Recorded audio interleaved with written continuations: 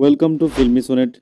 বাংলা সিনেমার সুপারস্টার জিতের প্রচুর ভালো ভালো গান রয়েছে। 19 সেপ্টেম্বর জনপ্রিয় গায়ক জুবিন মারা যান, তাকে ডেডিকেট করে আজকের এই ভিডিও। জুবিন ও জিৎ কি একসাথে গান করেছেন? তো ভিউয়ার্স, আজকের এই ভিডিওতে আমরা জুবিনের গলায় জিতের গান শুনবো।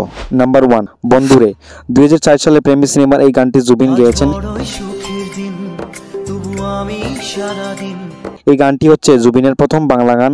এর আগে জুবিন বলিউডে গান করতেন। জিৎ প্রথমবার এই গানটি করার জন্য নিয়ে এসেছিলেন জুবিনকে। এই গানটির মিউজিক কম্পোজ করেছেন জিৎ গাঙ্গুলি।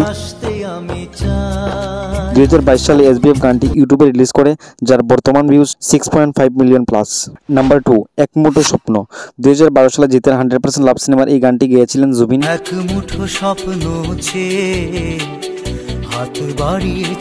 জিৎ গাঙ্গুলির মিউজিক ও সুরে এই গানটি জুবিনের গলায় রেকর্ড করা হয়, তবে গানটি পরবর্তী সময়ে রিজেক্ট হয়ে যায়। জিৎ গাঙ্গুলি গানটি বানিয়ে নিজে গেয়ে শুটিং এর জন্য প্রডিউসারকে দিয়ে দেন।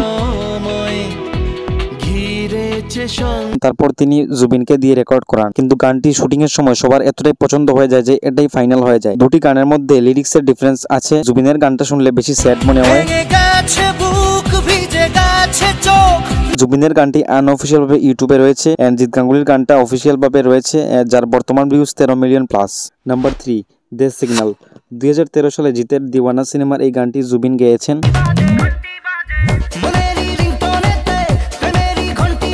জিৎ গাঙ্গুলির মিউজিক ও সুরে জুবিন এই গানে কণ্ঠ দিয়েছেন। গানটি পার্সোনালি আমার অনেক ফেভারিট একটি গান।